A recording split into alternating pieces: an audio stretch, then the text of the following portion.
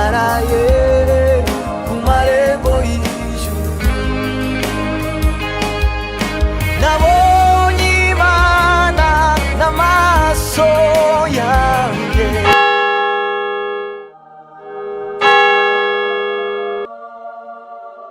Ni karibu mu rubanza. Tangira uvuga amazina yawe. Nitwa Mbonyicyambu Israel. Navukiye muri Kongo Imurenge.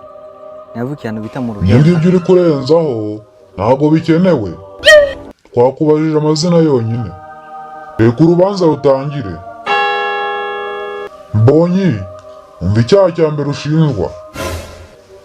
Ukiri mu isi wakoze ibitaramo 70.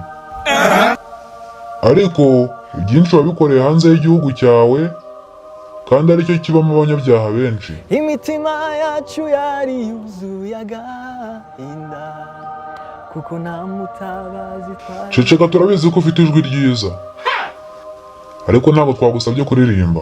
Subiza kino kibazo. Kukiri mu isi wakoze ibitaramo 70 mu gihugu cy'u Rwanda, wabikoze kangahe? nka gatatu konyine. Ntabwo wigeze ugaragara mu gihugu cy'u Rwanda kandi wari ukenewe. Oya, ndagaragara ahubwo nshobora kutagaragara muri byose nkuko ubishaka, ariko ndagaragara. Ucungamwe n'amagambo uvugira hano. Ugomba kugaragaza discipline mpaka urubanza rurangiye. Cyane ntanabigize naba mfite ikibazo gikomeye. Nitabira ibitaramo ahantu henshi hatandukanye, no mu cyaro no mu ntara, mba ndi buri gihe. So ibitaramo ndabyitabira, ahubwo ngira ngo ibyo abantu bamenya ko twitabiriye ni bya bindi byamamajwe. Koko nibyo, ariko nubwo wabijyagamo nuko babaga bakwishyuye. Donc nubwo nkorera Imana, ariko ngomba mu buzima busanzwe ngomba kubaho neza. Ko twakohereje gukorera Imana, twakohereje gukorera amafaranga.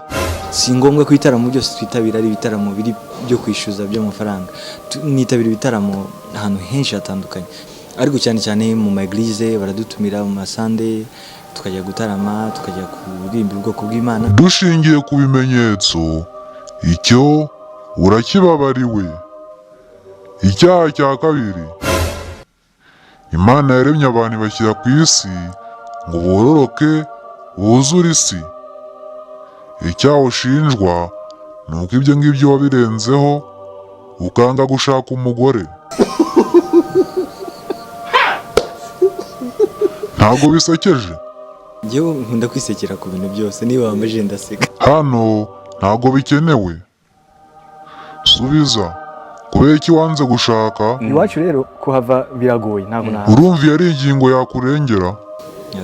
Ubutunzi bukomeye mba numva mfite uruta ubundi ni Kristo, ni ukumenya Imana. Nicyo cyonyine mba mbona kindutira ibindi, kandi uko ndushaho cyane kumwegera ngenda mbona ndushaho kumumenya. Ibyo ntaho bihuriye. Kubera icyo utashatse? Paul yaravuze ngo ibintu byose turabyemerewe, ngo ariko byose ko bitugira umumaro. Ko njye ntabwo numva ko ari ngombwa. Siriti umukozi w'Imana, ni byiza kurinda umurimo w'Imana kuruta. Koko nibyo, kubera ko witaye ku murimo w'Imana gusa urababariwe.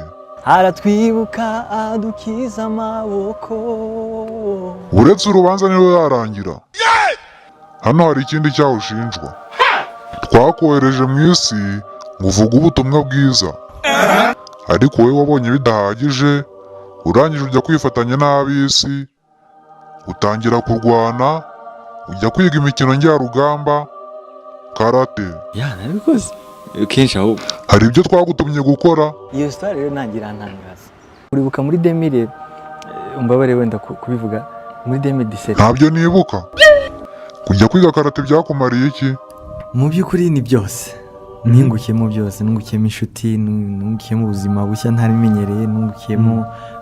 Paul yaravuze neza, aravuga ngo kwitoza mu by'umubiri ngo kugira umumaro muri bike, ngo ariko kwitoza k'umwuka kugira umumaro muri byose. Ko wabimenye byakumariye iki? Warabyirengagije. Ibyo bintu wagiyemo ntabwo twabyishimiye. Iyo papa umbyara yampesheje umugisha mu kintu, mama akampesha umugisha, abandi sindiga mbitekerezaho ko cyane. numva umutima wawe nta cyaha ugushinja. byari siporo nta kindi nari ngamije. Burya muri karate nta nubwo bigisha ibintu bibi, bigisha discipline. Nubwo bigisha kurwana ariko bigisha discipline. It was okay. Ariko igihe nayivuyemo ngiye muri cycle supérieure, nabivuyemo kubera ko numvaga nshaka kuba muri ministry. Ariko yari siporo kuri njyewe ntago Mbonyi, urubanza yarutsinze. Tugiye kukwambika ikamba ry'ubugingo. Oya, ntabwo bishoboka. Biratangaje. Kubera icyo udashaka kwambara ikamba ry'ubugingo. Mfite ibitaramo ndi gutegura, mfite album nshyashya ndi gusoza. Gahunda rero mfite nyamukuru ni ugutarama, ndetse mfite na gahunda yo kwagura uyu murimo. ngiye muri tournée muri Angleterre, ngiye gukora ibitaramo biri hafi nka bitatu. Nzaba ndi Ubwo si ukubera gukunda amafaranga. oya